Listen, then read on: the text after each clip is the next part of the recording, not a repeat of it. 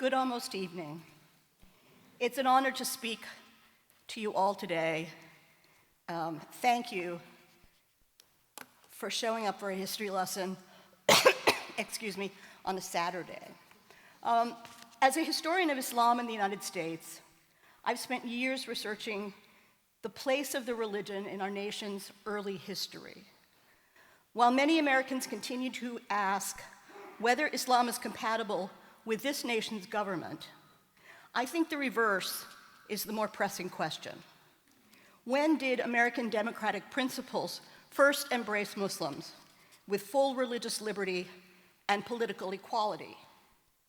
Today, I will demonstrate that Muslims were included in founding 18th century political precedents, which still resonate.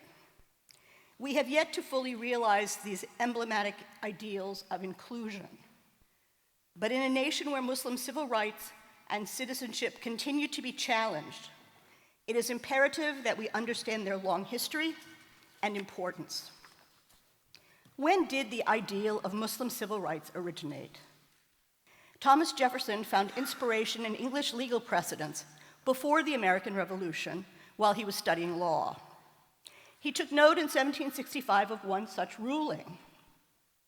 It declared that Muslims were not, quote, perpetual enemies. Instead, the 17th century English legal precedent said this: "Nor is there a particular enmity between them and us, for though there be a difference between our religions and theirs, that does not oblige us to be enemies to their persons.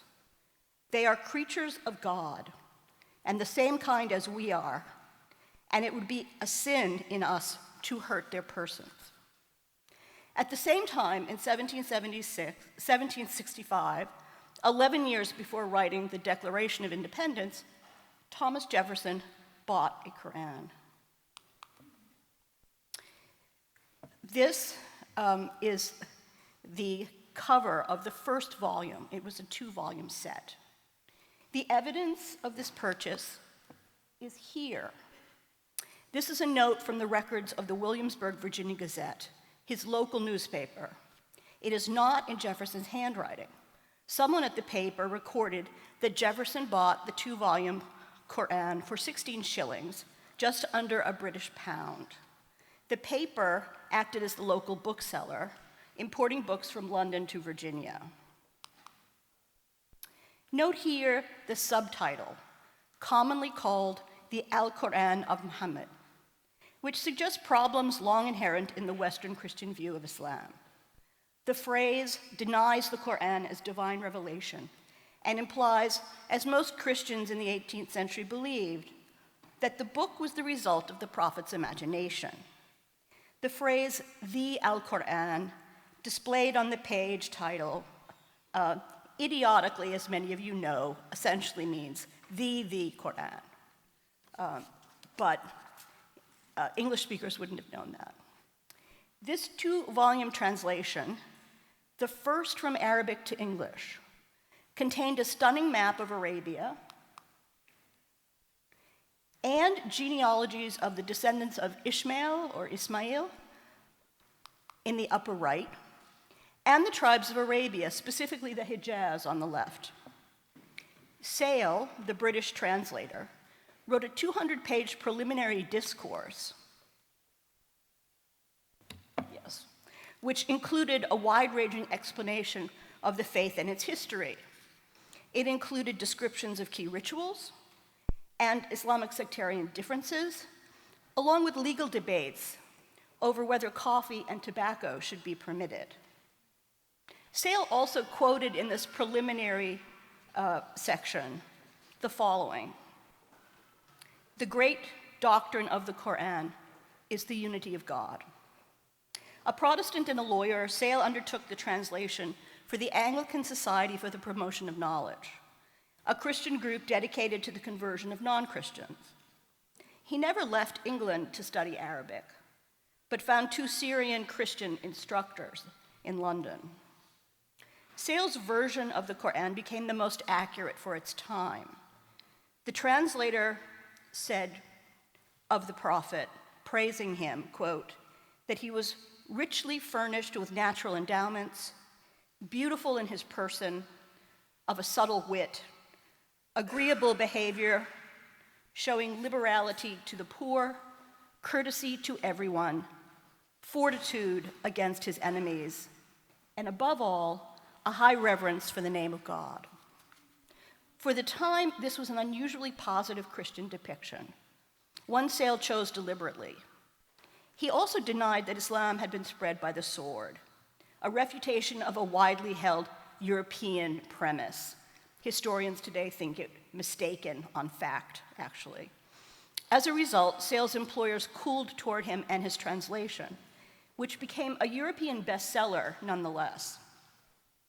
The 22-year-old Jefferson would have been struck by Sale's depiction of the prophet as, quote, the lawgiver of the Arabians, unquote, because he bought his Qur'an while still a law student. Unfortunately, we have no notes by Jefferson that preserve his initial reaction to the Qur'an, nor with a terse exception did he make any notations in his sacred text. This may be because he took no notes, or because 5 years after his purchase of the Qur'an, a fire destroyed all his books and personal papers.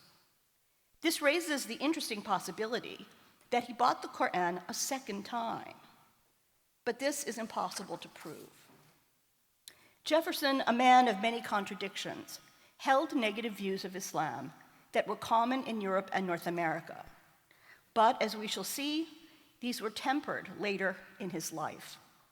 For example, he accepted the wrong idea that Islam denied rational or scientific argument. He adopted this position, lazily, from the French philosopher Voltaire, which we can trace from Jefferson's notes on this philosopher's universal history. The founder followed Voltaire in asserting that Muslims only wanted to know what was in the Qur'an and nothing more. Jefferson advanced this falsehood about Islam in his early debate outlines.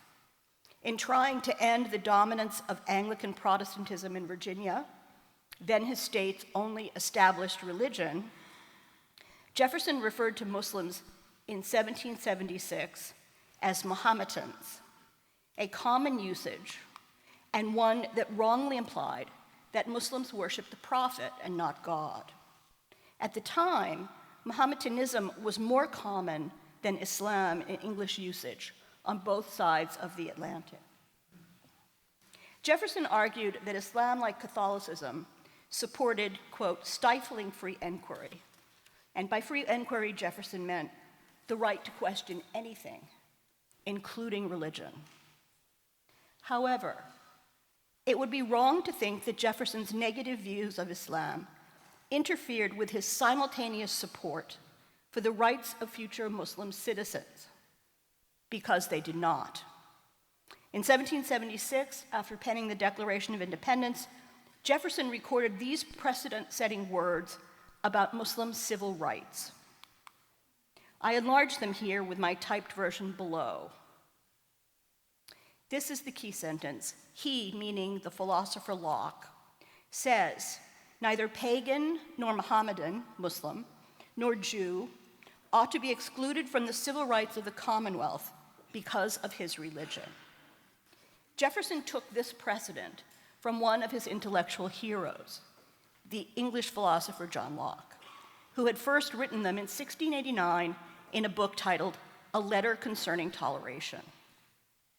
Locke's usage of the phrase civil rights, borrowed by Jefferson in 1776, is the earliest American evidence that this concept included Muslims. Jefferson's task in Virginia was to draft laws for his state in answer to the then vexing question, why persecute because of religious difference? The founder believed that removing religion from government would end religious strife in his new country, then a problem mostly found among varied Protestant denominations, but one with clear future implications for non-Protestants. A year later, Jefferson's most famous Virginia legislation, a bill for establishing religious freedom, included words that he intended to be universal. He famously asserted, our civil rights have no dependence on our religious opinions. Unlike Locke, Jefferson advocated a form of religious pluralism without Christianity as the state's dominant faith. He declared that all free, white, male citizens of Virginia should enjoy both religious liberty and political equality. This, Jefferson asserted, was a natural right, which he insisted included Muslims. His legislation, here pictured behind me on his tombstone at Monticello, lists among the 3 achievements he chose to be remembered by this legislation. And the bill he wrote influenced the abolition of a religious test in the Constitution the next year, in addition to the establishment and free exercise clauses of the First Amendment. That Jefferson had Muslims in mind as future legally equal and protected citizens is evident from his autobiography, written 5 years before his death. In it, he recalled his legislation's deliberately universal and inclusive intent. He also praised opposition to the last-ditch effort to insert 2 pivotal words into the preamble of his bill. What were the 2 words? They were Jesus Christ. It was his friend and longtime political ally, James Madison, who ushered Jefferson's bill through the Virginia House of Delegates and did it successfully. Madison also believed that the inclusion of Jesus Christ, which was rejected, would have limited the legislation's application exclusively to Christians, an outcome neither founder approved. Here, Jefferson records in his own hand the following, and you can see it in the second paragraph, 5th line down, and a bit to the right, where the preamble declares that coercion is a departure from the plan of the holy author of our religion. An amendment was proposed by inserting the words Jesus Christ so that it should read, a departure from the plan of Jesus Christ, the holy author of our religion. The founder observed, you can see it, 4th line from the bottom, quote, the insertion of those 2 words was rejected by the great majority in proof that they meant to comprehend within the mantle of its protection the Jew and the Gentile, the Christian and Mohammedan, the Hindu and infidel of every denomination. Muslims were part of Jefferson's earliest design for the nation's inclusive ideals, and they remained so from 1776 until the end of his life. References to Muslims as future elected officials, even possible presidents of the United States, appear again in American debates over the ratification of the Constitution. In North Carolina's state ratification debate, held in July of 1788, James Iredell, a Federalist supporter of the Constitution, defended the rights of Muslims to be federal office holders, including the position of president. The question of Muslims as future federal office holders arose during this day-long debate on Article 6, Paragraph 3 of the Constitution, which asserts, no religious test shall ever be required as a qualification to any office or public trust under the United States. Federal officials need only swear to uphold the U.S. Constitution. At this time in North Carolina, you couldn't hold office, even as a white male, if you didn't uphold, quote, the truth of the Protestant religion. There were similar oaths then required for anyone to hold office throughout the 13 colonies. They barred various Protestants, often Catholics, and usually Jews. By extension, of course, all others. For the new federal Constitution to excise any similar requirement proved both radical and provocative. It meant that Protestants of all denominations, and non-Protestants specifically, Catholics, Jews, and Muslims, might one day hold power. The thought of this unprecedented excision of a religious test as a bar to office holding provoked animosity from delegates who feared that everybody not just Protestants, might one day hold political power in the new nation. In this debate, Muslims became a litmus test for the religious freedom of all Americans under the new Constitution. When a delegate objected to the ratification of the Constitution because Muslims might one day hold office, Iredell, pictured here in a very interesting-looking wig, defended both the Constitution and Muslim rights as an extension of founding American principles, arguing, but it is to be objected that the people of America may perhaps choose representatives who have no religion at all, and that pagans and Mohammedans may be admitted into offices. And then he asserted the underlying principle of what we today might define as a religiously plural nation. He said, but how is it possible to exclude any set of men without taking away that principle of religious freedom which we ourselves so warmly contend for? With these two sentences, Iredell disrupted prevailing American presumptions about Muslims. He defended them as part of a unique American ideal of individual rights, an observation which conflated both the beliefs of Locke and Jefferson. He made Muslims a positive part of an inclusive American political landscape where full political rights were not dependent on one's religious identity, a demand for equality before the law. Iredell then concluded with support for this new American ideal of universal inclusion, which set it apart from the legacy of European Christian religious persecution, asserting, America has set an example to mankind to think more modestly and reasonably, that a man may be of different religious sentiments from our own without being a bad member of society, unquote. This assertion echoed the phrase Jefferson had early seized upon from Locke. Neither pagan, nor Mohammedan, nor Jew ought to be excluded from the civil rights of the Commonwealth because of his religion. Jefferson and Iredell were minority voices in the American founding era, but they were joined in their views by another ally, a Baptist evangelical leader named John Leland. An ally of both Jefferson and James Madison, Leland had experienced religious persecution from other Protestants in Virginia, Connecticut, and Massachusetts. Why? Because he was a Baptist.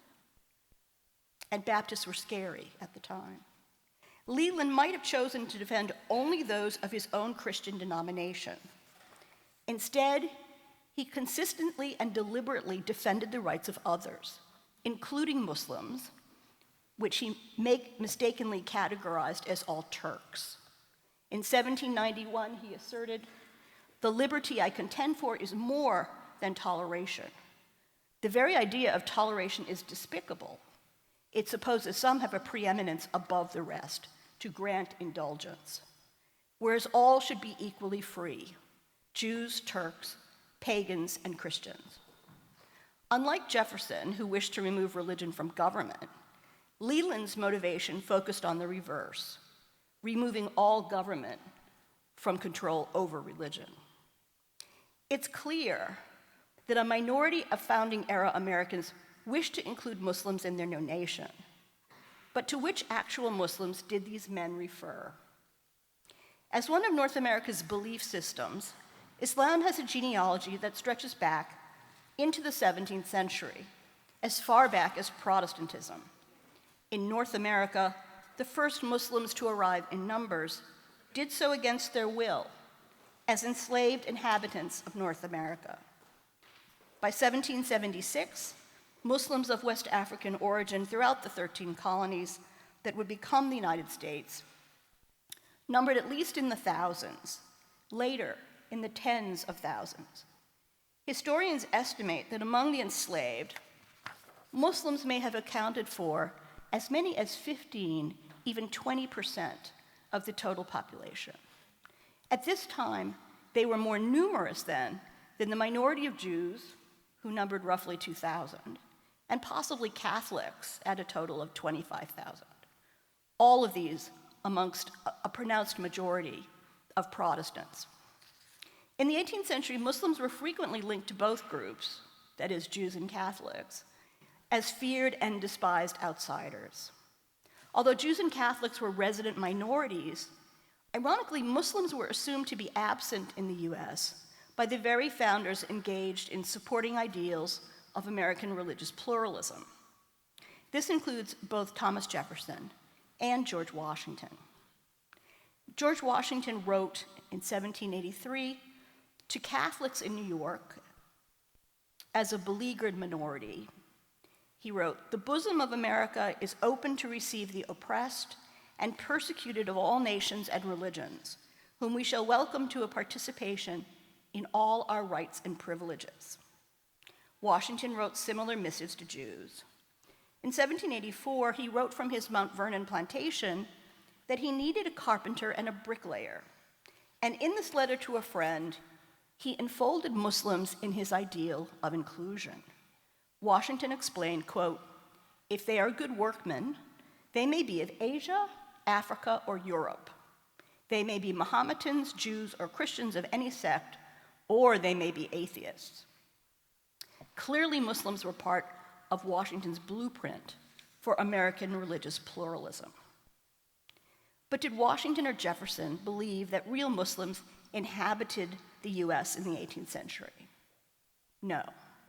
Theoretically, both men embraced the ideal of their presence as equals, but they were writing about Muslims they imagined might one day be citizens, not slaves. They considered these future Muslim citizens as presumably white, or in 1790 at least, white enough to qualify for the first American immigration bill, which claimed that entry and citizenship could be given to any free white person. Here is the tragic racial limitation of both Jefferson and Washington's commitment to Muslim rights. Their embrace of slavery denied real Muslims already resident in America both their freedom to worship and any chance at the rights of citizenship. In 1774, a decade before Washington wrote about the need for Muslim workers, his list of taxable plantation items, drawn up by his overseer, reveals two names of note: Fatimer, F-A-T-I-M-E-R, and Little Fatimer. You can see their names on the furthest right column, fifth and fourth names from the bottom. Clearly what we have here are Fatima and Little Fatima, heartbreakingly a mother and daughter named after the prophet's daughter. Washington thus owned two Muslim slaves, and possibly as many as four, based solely on Islamic naming patterns. One of these enslaved women disappeared during the American Revolution. The elder apparently died while enslaved.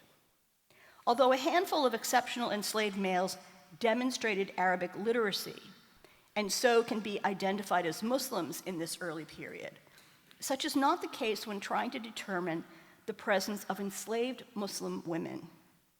Their literacy has yet to be attested in any surviving writings. But this doesn't mean that Muslim women did not write in Arabic, only that such efforts have not survived, nor yet been discovered.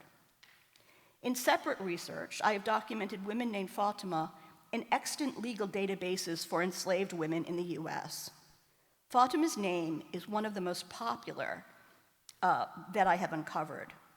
She appears, of course, in a famed hadith as one of the four perfect women of the world, a prophetic saying so well known that it appears as a footnote in the translation of the Qur'an owned by Thomas Jefferson.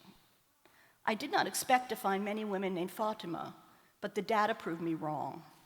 The name appeared repeatedly among enslaved women, suggesting a strong Islamic presence, especially in the states of Georgia and South Carolina.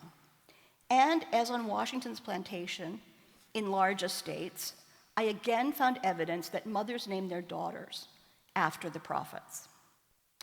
The people who provided the forced labor for Jefferson and Washington to conduct their public political lives, and for Jefferson to theorize about Muslim rights, and to live with private leisure on estates, these places and this leisure, this right to think and sit, came based on the enslaved labor. And this is a great contradiction in the notion of what liberty is in American history, of what rights are. Washington appears unaware of this Islamic connection on his own place. As for Jefferson, although he too enslaved hundreds, none of their names are obviously Islamic. But that does not mean that there were no African slaves of Muslim descent on his plantations. After all, Jefferson did father 7 children with his enslaved concubine Sally Hemings, 5 of whom survived. Her West African great-grandmother's name remains unknown. It is not impossible, then, that Jefferson's descendants were an African and Muslim American founding family, but this cannot be proved. The tension between Islam and race would play itself out repeatedly in the fledgling US, where lofty ideals of Muslim equality failed to embrace actual American Muslims enslaved in the country. A distinguished yet small group of American Muslim male slaves became famous because of their Arabic literacy. The best known among these may be Ibrahim Abdurrahman, who toiled in Mississippi for 40 years, beginning in 1788, before accidentally finding freedom in his old age. His Arabic literacy made him famous. Below his portrait is a sample of his Arabic script. His name is Abdurrahman. Feigning Christian belief, he attempted to raise money to manumit all his children. He took employment from the African American Christian organization, the American Colonization Society, which helped pay his passage with his wife back to West Africa. Asked to write the Lord's Prayer in Arabic, Abdurrahman instead wrote the Fatiha. When Abdurrahman sighted the west coast of Africa, he began to pray openly as a Muslim once again. Although he reached the continent on which he'd been born, he fell ill and never saw his actual homeland again. A biography of Abdurrahman titled Prince Among Slaves by Terry Alford became a quite moving PBS video with the same title in 2007. In 1819, the Muslim slave Omar bin Said, pictured here, wrote an Arabic plea for his freedom, a cry that went unanswered by his enslavers, who were illiterate in Arabic. Later in 1831, Omar penned his Arabic autobiography. His enslavers presumed that he had converted to Christianity because he went to a Presbyterian church with them, but this seems unlikely, based on the content of his Arabic memoir, which remained untranslatable during his lifetime. Omar's autobiography declared, "I am Omar. I love to read the book, the great Qur'an."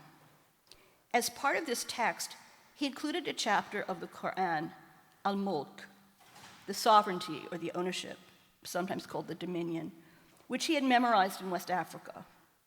One scholar recently suggested that Omar's selection of this chapter may represent an act of resistance to the idea that one person could own anyone, including himself.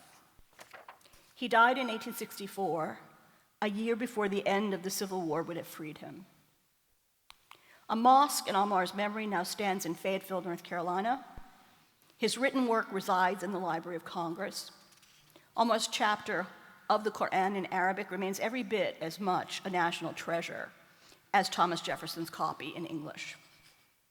More recently, Omar's life has gained a wider audience on stage in the US, reviewed as a thoroughly American opera. It is the creation of African-American country musician Rhiannon Giddens. It debuted in 2022 in South Carolina, the state where Omar was first arrived as a trafficked person. In 2023, this new opera won the Pulitzer Prize for Music. Good taste all around. Its staging brilliantly foregrounds Omar's actual Arabic handwriting, which you can see here. Theoretical Muslim citizenship and slavery remain contradictory early American realities for Muslims. But real Muslims also caught the attention of Jefferson, John Adams, and James Madison in the realm of international relations and diplomatic contact, with more powerful Islamic powers in North Africa. As a diplomat, Jefferson appreciated his country's vulnerability when trading in the Mediterranean at a time when the US had no navy and no funds to secure treaties of peace with the ruling regimes in Tripoli, Algiers, and Tunis.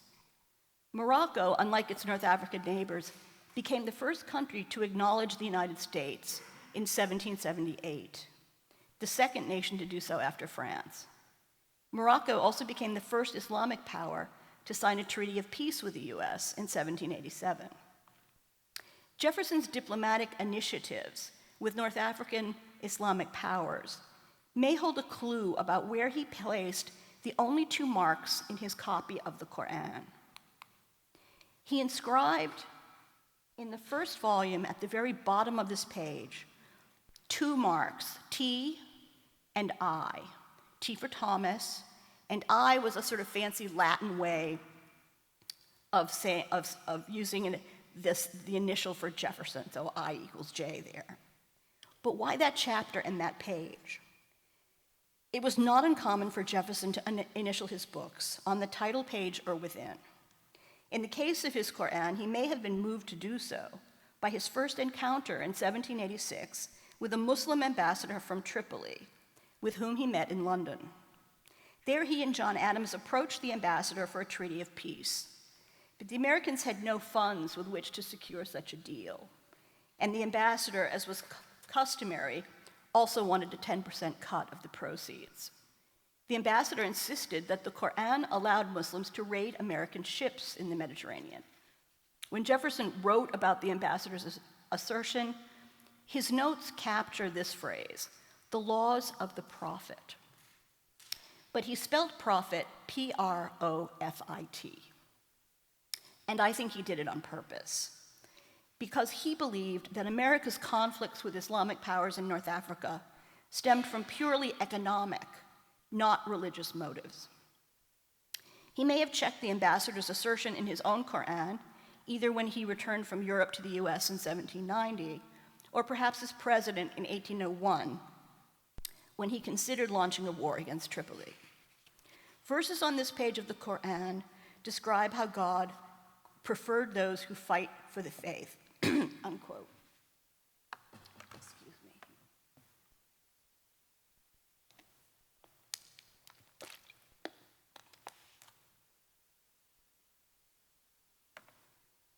It is also possible that Jefferson initialed his Qur'an without regard to these verses. We can't really know, but I'm suggesting a likely connection. While Jefferson purchased his Qur'an in 1765, John Adams bought his only in 1806. By this time, Jefferson, who had defeated Adams in the presidential election of 1800, termed by historians as the first presidential smear campaign, clearly not the last, had begun an undeclared war against Tripoli. Adams purchased the first American edition of a Qur'an printed in Springfield, Massachusetts. That's way west of Boston. His copy now resides in the Boston Public Library. It is based on the first 1649 English translation of the Qur'an, taken from a French edition. Compared to Jefferson's translation by sale, the American edition bought by Adams in 1806 proved inaccurate and extremely prejudiced. As president during the war with Tripoli, Jefferson demonstrated a remarkable empathy and understanding of Muslim beliefs. In 1805, he welcomed the first Muslim ambassador to Washington, D.C. from Tunis. Because it was during Ramadan, Jefferson moved the time of his state dinner for the ambassador from 3:30 in the afternoon to sunset. Although it's a stretch to call this the first iftar in the White House, the time change reveals Jefferson's understanding of the sacred month and his respect for the Muslim ambassador's beliefs. The visit by the Tunisian envoy also included a formal gift exchange. Among these presents, which included 2 Barbary horses for Jefferson, the Tunisian ambassador also brought presents from the ruler of Algiers. The ruler of Algiers sent this red tunic that you can see, it's velvet. It ended up in the wardrobe of Dolly Madison, then the wife of Jefferson's longtime friend and his Secretary of State, James Madison. Because Jefferson was unmarried, Dolly likely served as hostess at formal White House events. In addition, we know that she hosted the Tunisian ambassador at her place with Madison. Known as a charming hostess, Dolly also had a partiality for red, her favorite color. If you visit Madison's estate in Virginia, the guide will point out the crimson bed curtains chosen by Dolly. This velvet tunic embroidered with gold thread clearly caught Dolly's eye. After her death, her family tried to auction it off, but to no avail. Their loss is our gain. It's now on display at the Greensboro, North Carolina Museum of History in honor of Dolly's residence in that state. When the Tunisian ambassador returned home, he took with him Jefferson's letter to the ruler of Tunis. Jefferson ended this missive with an unusual benediction. Quote, at the very bottom of this draft, "My prayers that God will have you, great and good friend, in his holy keeping." You can see this phrase 3 lines above his signature in this handwritten draft from June 28, 1806. Whatever his motives in writing this, Jefferson here acknowledges that both men are equals before a shared God.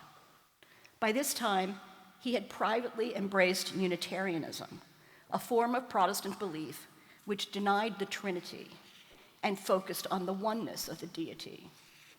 Jefferson thus also appears in this letter to fully appreciate the uncompromising monotheism of Islam. The final version of this missive remains in the Tunisian National Archives, but it is not unique. Jefferson repeated similar benedictions in other letters to the Tunisian ruler, and in one to his then enemy, the ruler of Tripoli. As president, Jefferson attempted to assure North African naval powers that his country was not, like their European enemies, a persecuting Christian nation. This is reflected in the language of his treaties, including this final one with Tripoli in 1806, which affirms, quote, "The government of the United States of America has in itself no character of enmity against the laws, religion, or tranquility of Muslimen," meaning Muslims. In 1815, President James Madison definitively ended US conflicts with North Africa, signing a final peace treaty with Algiers. In the same year, Jefferson sold his whole library of about 6,700 volumes, the largest in the entire country. Included among those tomes were volumes dedicated to Arabic, Farsi, and Turkish. He had also collected volumes about Egyptian and Ottoman history, a book about Timur-Lenk, and the works of many European travelers to North Africa and the Middle East.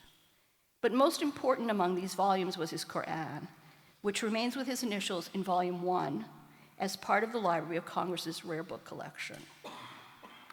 In 1824, Jefferson served as founder and director of the first public university in the country, the University of Virginia. One of you knows where that is.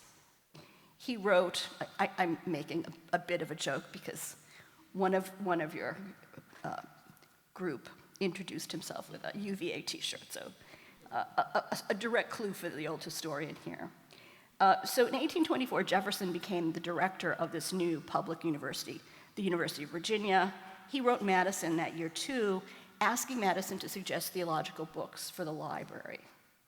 And Madison did. This is part of the long list that Madison sent Jefferson. They're exclusively theological works, and the list is very long. I've only given you a piece of it. But there's one exception. Madison selected, among the exceptions to these Christian books, the Qur'an. Now, Madison doesn't seem to have owned a Qur'an, but he insisted that one should be in the UVA library. This is part of Madison's letter to Jefferson. Please note also the line through the Qur'an as a title. There are lines through other books on this list. And I personally think they were drawn by Jefferson, who received the letter from Madison. And then I think the lines for Jefferson suggest inclusions, not exclusions. I think Jefferson was going through and saying, yes, I'll include this book, yes, I'll include this one. And that's why the Qur'an has that line through it. That's what I would suggest based on this evidence. I am in hoping to pursue whether, in fact, and when the first Qur'an appeared in the UVA library. But of course, Jefferson knew how important it was to have a Qur'an. He had bought one as a student himself. 21st century Americans learned of the existence and importance of Jefferson's Qur'an when Keith Ellison, the first Muslim elected to Congress, chose to swear his private oath of office on it in 2007. Ellison's election demonstrated in practice a key aspect of what Jefferson had once projected as possible in theory. While Jefferson's imagination forecast the existence of a Muslim congressman, not in spite of his religion, but because of it, he may have been more surprised by an African American in that office. Since Ellison's election, Andre Carson of Illinois has become a second Muslim in Congress, and as you doubtless know, 2 Muslim women have now joined him, Congressman Rashida Tlaib of Michigan and Congresswoman Ilhan Omar of Minnesota. Both are shown here swearing their private oath of office upon their family's Qur'an, not Thomas Jefferson's. He would have been astounded that any woman could vote or be elected. Please note, thanks to the no religious test clause of the Constitution, these Muslim representatives had already sworn to uphold the Constitution. Because of the abolition of a religious test, their private swearing in remains optional for them, as for all other elected federal officials. Jefferson did not envision his country as exclusively Christian, nor did a pivotal minority of his fellow founders, including George Washington, James Iredell, James Madison, and John Leland. These minority founding voices considered Muslims as future Americans with civil rights. Those who today advance the idea that this country was founded by a Protestant Christian majority are not wrong in demographic terms. But anyone who asserts that this country was founded as an exclusively Christian polity and should be one forever fails to acknowledge the facts of the important, untold American history of Islam I've shared with you today. They also ignore, often willfully, an American history which offers us all a religiously plural founding ideal of universal inclusion, a promise which explicitly included Muslims as future citizens with civil rights. Shortly before his death, Jefferson wrote his advice to a friend's son: "Love your neighbor as yourself, and your country more than yourself." Among his neighbors in this terse rendering of the Golden Rule, the founder most certainly included Muslims. The rights of Muslims in early US history once were debated only in principle for a population the founders then wrongly deemed non-existent. Of the original triad of reviled religious outsiders in North America, which originally included Catholics and Jews, only Muslims now remain the objects of a seemingly unceasing, defamatory, politicized discourse that sometimes labels this group un- or even anti-American. As many of you know too well, this hateful exclusionary speech never seems to stop. But it can and should be contested. History holds the documents for us to deploy in civil rebuttal in the hope of advancing American ideals still in the process of realization. The blunt takeaway from this afternoon: there will be no test. Islam is an American religion, remember, and Muslims were guaranteed inclusion and rights at the birth of this nation. If you want the much longer version of this talk, much longer, with lots of footnotes to the documents, there's a book. Thank you all very much.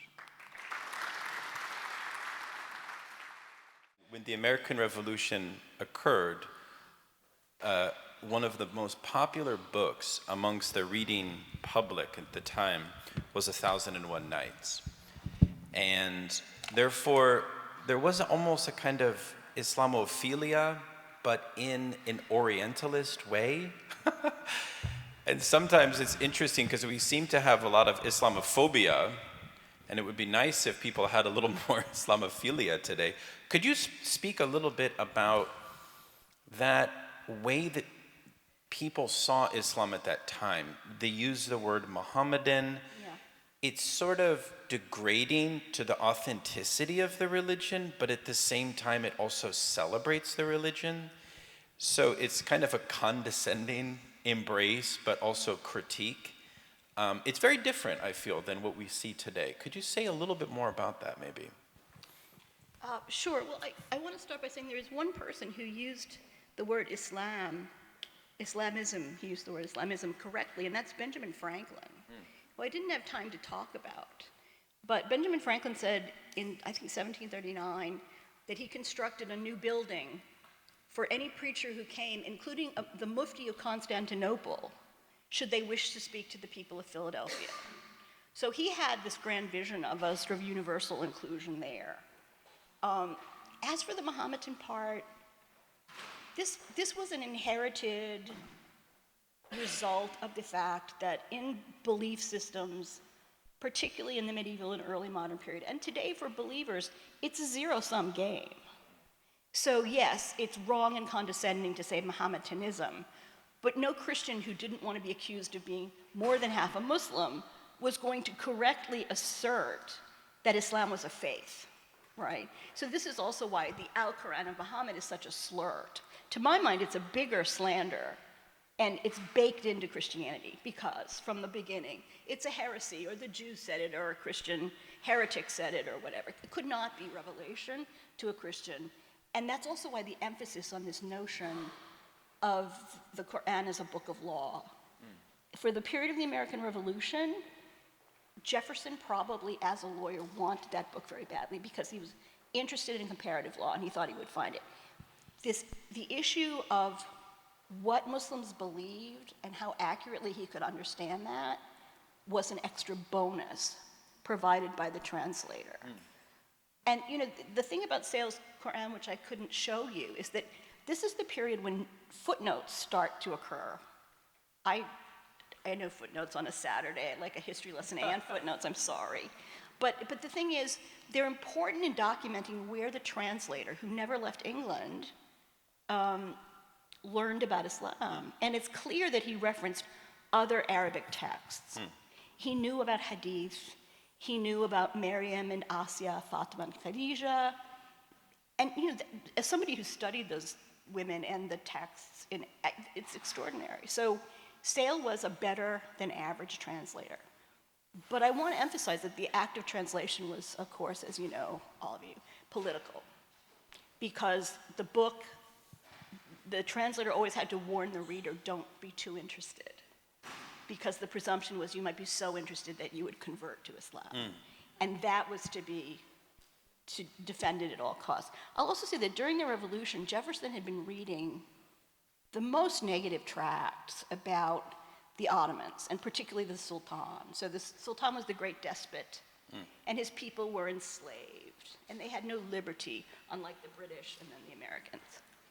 But Jefferson knew that was just a straw man, that was just a sort of form of argument. And he wanted to get past that, I think. And he definitely understood the dangers of exclusion.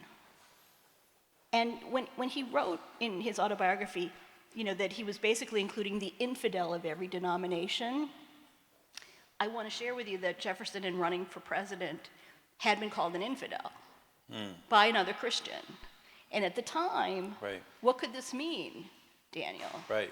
This could mean Jew, it could mean Muslim. So Jefferson was on the receiving end of not being a good enough Christian. And I think he had great empathy with people of various beliefs who wanted to maintain them. There's another famous quote of his in Notes on Virginia about, how a religious difference neither picks my pocket, my neighbor's different religion neither picks my pocket nor breaks my leg. In other words, if I don't have to pay taxes to support someone else's religion, and people aren't going to coerce me into believing it, khalas, leave it alone, right? So. Khalas.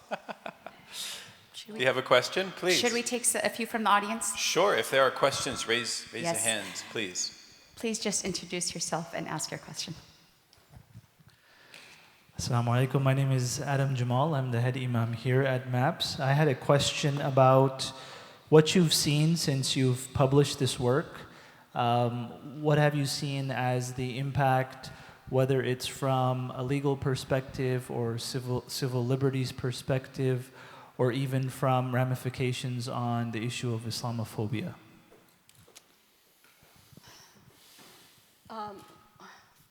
Well, Imam, that's a big question, and you're asking me to do something which is rather difficult, which is to really review my own work in a way that would be, ultimately positive. I do think it's positive. I think that, unfortunately, I think that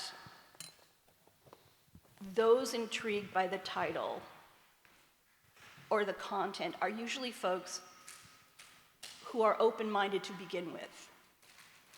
I think we see this in work on allyship. I think we see this in work in outreach all the time, that the group that has to be met and sort of brought along to a different kind of understanding of history is the group that would normally not be interested in my book, or might be the group, say, at the Washington Examiner, which is a conservative paper, which had quite nasty things to say about my book, which I was happy about because they should be upset, right? I didn't say what they wanted me to say. And when I first undertook the project, I started in 2000 to recognize that early Americans actually knew something about Islam, which I'd never thought about before. Why? Because I'd never been taught anything about it before. And this includes undergraduate and graduate school, and forget public high school. Even in Massachusetts, where I went, nothing.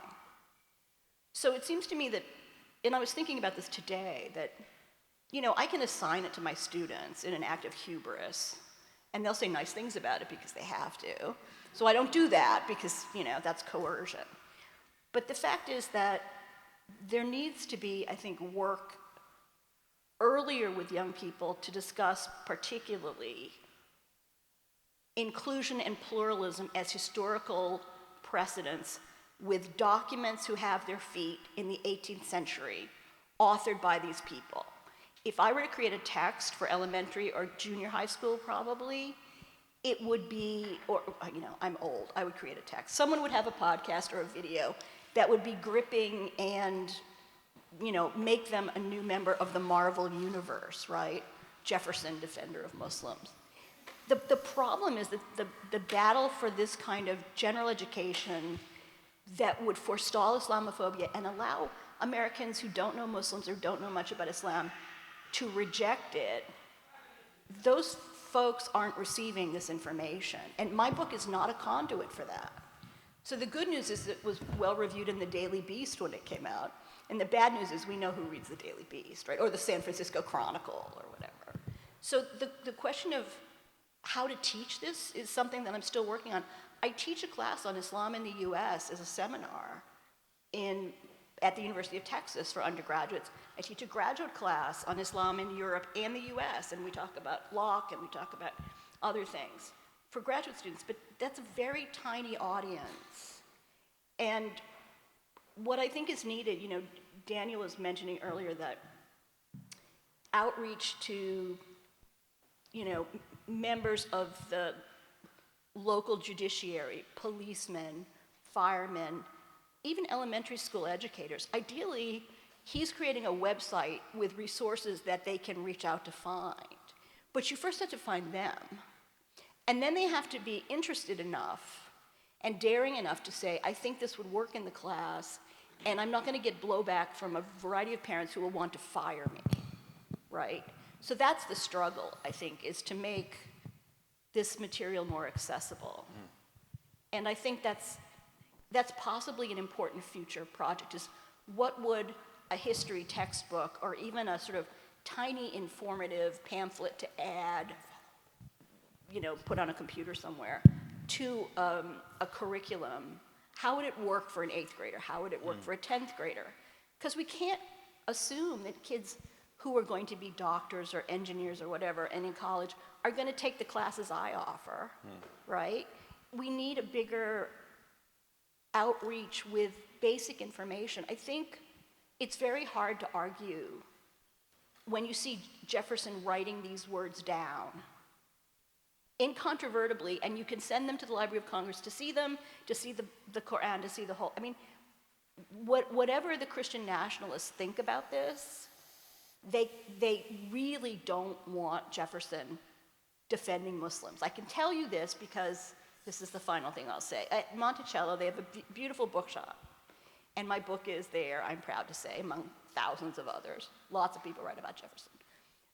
But the women in the bookstore, I signed some books for them to put out, and they said, you know, yours is one of the 2 books that we find turned around so that the cover is the wrong side. And I said, that's odd. Why do you think that is? And she said, because I think people are upset to see Jefferson and Qur'an on the same page. As a follow-up, we recently got funding for Islamophobia education in Washington State, so maybe that's something we should connect you with. I would be very happy to help with. Not that I'm part of that, but if someone is in the room, Yeah, maybe yeah.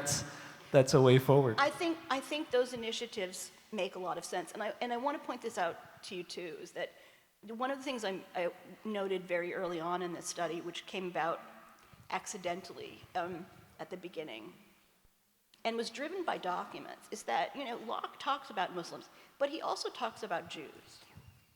And most of the time in European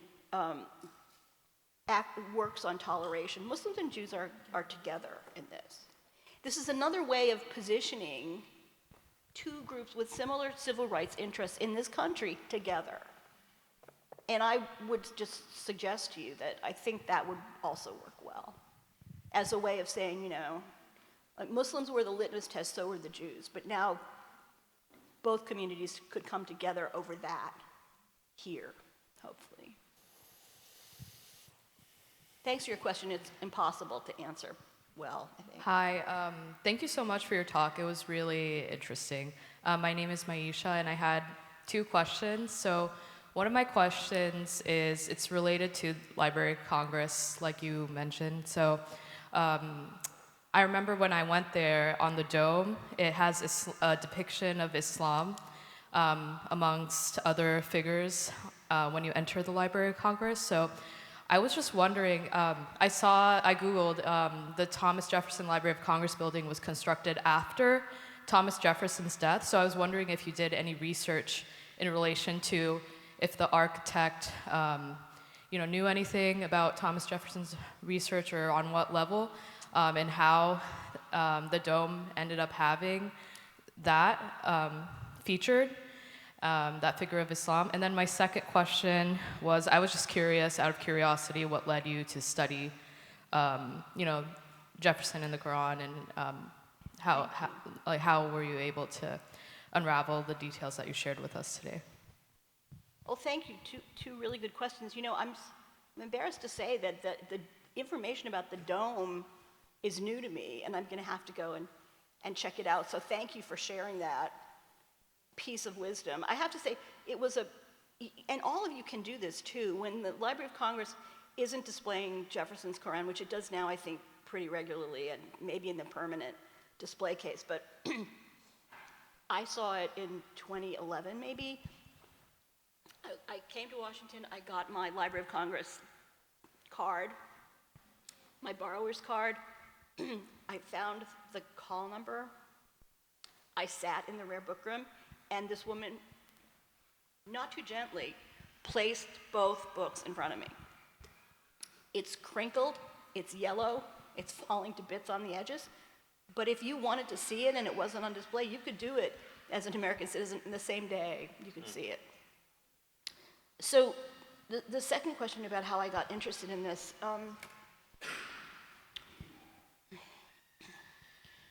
I first encountered a play about the Prophet Muhammad, which is on the history of it, the content, by this French philosopher Voltaire, who Jefferson liked a lot.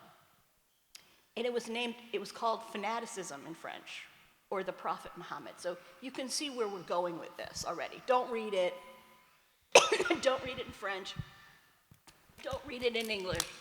It's wishful thinking about religious toleration based on no understanding of Islam that makes any sense. But there we have it. Why? Because Voltaire wanted to critique Catholic persecution of Protestants in France, and he couldn't do it using a Catholic theme, so he used Islam. This happened a lot in Europe, by the way.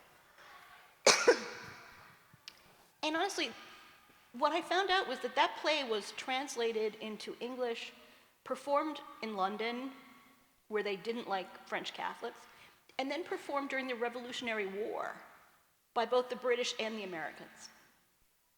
It finally clicked when I found those pieces of information that Americans were being exposed to views about Islam earlier than I'd ever thought. We're not even talking about books. Daniel asked me a question earlier about, Locke and the English and Islam. But Cotton Mather, who was this Puritan preacher in Massachusetts, owned a Qur'an, and he used citations from it in a book called The Christian Philosopher. He said, the Mohammedans have showed us that by understanding science, we can understand God. It's the same thing, 2 tracks. So, Islam is part of this country's intellectual heritage. Its people are also Muslim. And people are, again, studying this more and more. The document that play about the Prophet to entertaining the American and French troops and the British troops, I thought, wow, I bet there's more. And that's how it started, honestly.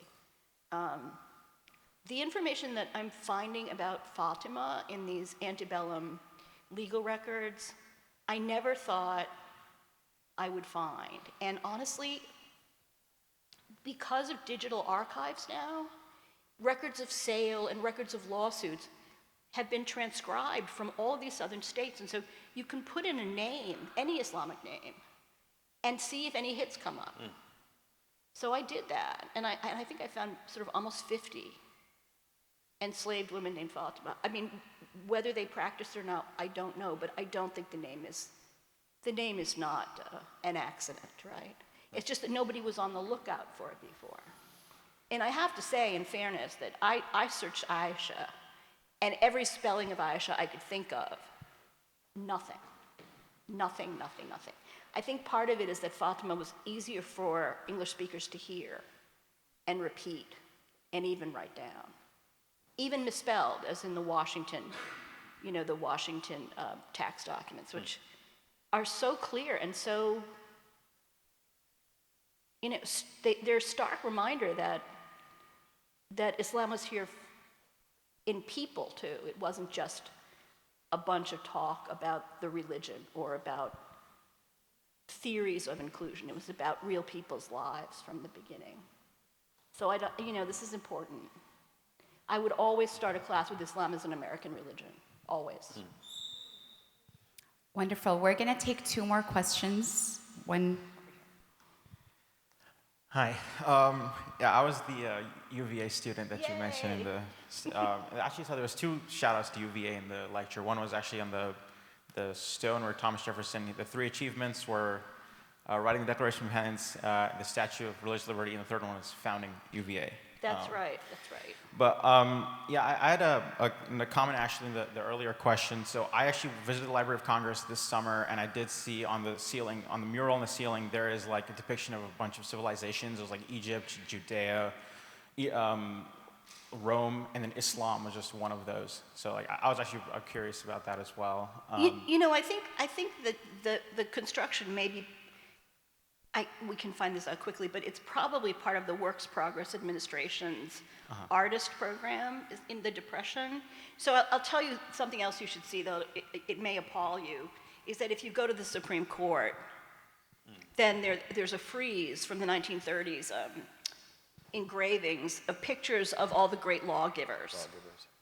And between Charlemagne and Justinian, guess who shows up? Prophet Muhammad. With a book and a sword. And that is the prophet. Now, Muslims protested this and said we should, the engraving is a problem, but underneath it said, founder of Islam. Horrors, right? And at the time, the Supreme Court Justice Rehnquist said, well, it's a historical entity, we can't do anything to it, but we'll take out the founder part. So there's that. But yes, your next question. I had two questions, but hopefully they'll lead to pretty short answers. So you mentioned. Thank you. Yeah. So you mentioned that Thomas Jefferson signed only twice on his copy of the Qur'an. There's 2 verses. You mentioned one of the verses. What was the other verse? Or if you have that, could you elaborate? His initials are only on that page, Shami. It's only on one page? Just one page, one. Okay. And I can tell you, if you want, listen, all of you take notes. If you want to go and see it, volume 1, page 113. Just at the bottom, a T and an I, okay? Yeah, I'll make a note of that. And the second question was, you mentioned the reaction of slave owners just in general to the enslaved people who were literate, specifically in Arabic. Was there a harsher reaction to enslaved people who were Muslim or learning Arabic versus other forms of literacy, or was it just kind of this general? That's a wonderful question. Negative reaction. I mean, look, as you probably already know, Shami, that's a very good question. For a slave to be literate at all was dangerous. Slaves could be killed for studying secretly, because if you could write, you might be able to write your way out of slavery by running away. And so in English, it was dangerous. In Arabic, of course, it would have been too. But because there were very few of these instances of men specifically publicly displaying their literacy, and they were thought of as, this gave the Arabic literate enslaved person a higher standing in the view of white enslavers. So they were sort of an oddity, but they were also a kind of performing act of intelligence. So, for example, Omar bin Said got better treatment. Abdurrahman finally got home. We don't have preserved the instances where somebody started writing in Arabic in Dost or on a paper, or as Omar did when he was first taken out of a jail cell. When he was in jail, he started writing in charcoal on the walls in Arabic, and that's what got him out of that situation with an owner and enslaver who was better. We have no records of people who wrote in Arabic and were beaten for it, jailed for it, excluded for it. And I think it's because it was so dangerous that enslaved Muslim women didn't even try to demonstrate Arabic literacy, because it would have brought on them an attention from white enslavers that they didn't need. So thank you for that. My name is Haider Ali. Question and a comment. Question was, I was thinking about this statue of Muhammad in the Supreme Court. Does it have anything to do with Thomas Jefferson's owning of the Quran? Where did that come from, is the question I have. What is the origin of that, as Muhammad as a lawgiver come from?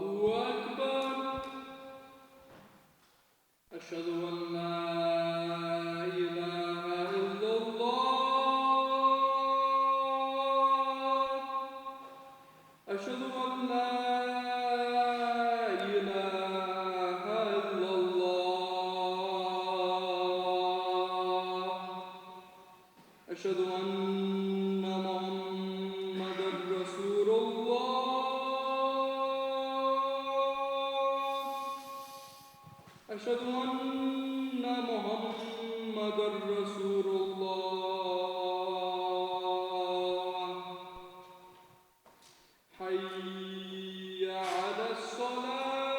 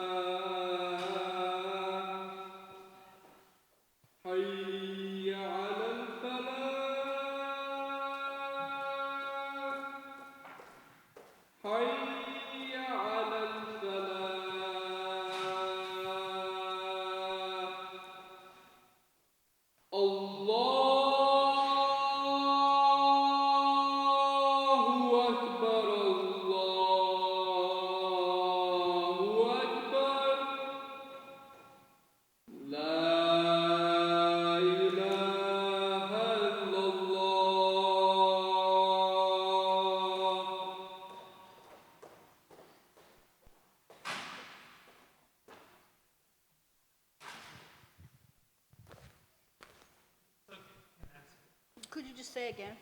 Yeah. The question was, Thank is the statue of Muhammad as a lawgiver in the Supreme Court, where is the origin of it? The short comment I had was there's a book by Dr. Zulfikar Ali Shah about Islam and English Enlightenment, in which he says that Jefferson, the phrase life, liberty, and pursuit of happiness came from John Locke, who in turn came with Thomas Paine, and he got that from Islamic sources. So I don't know if you know anything about that or not. So. I'm glad that he claimed, sorry. I'm glad that he claims that I don't think I would do that. And at the Supreme Court, it's possible. It's just extremely hard to prove. But at the Supreme Court, what you have is a line of human figures engraved in the wall. It's not, it's a graven image, but it's not a standalone statue. And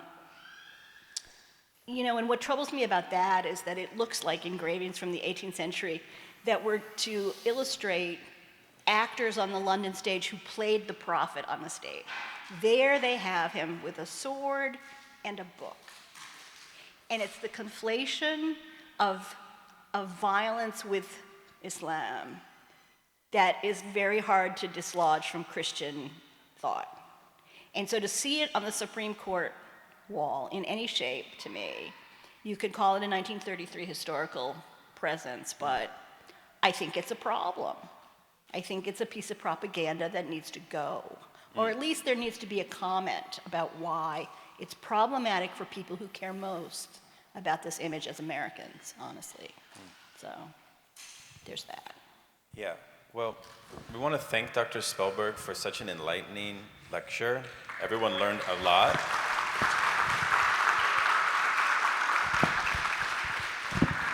And we just want to invite you to visit Muslim Pathways, the new website that I mentioned. You'll be able to listen to podcasts. You can actually share it with educators there's a quiz at the end of each section. And it starts in West Africa when a leader by the name of Mansa Musa indigenized Islam in West Africa, and it comes all the way to the present. So check out that website. And thank you, Hend. Thank you, everyone, for coming. Have a great night.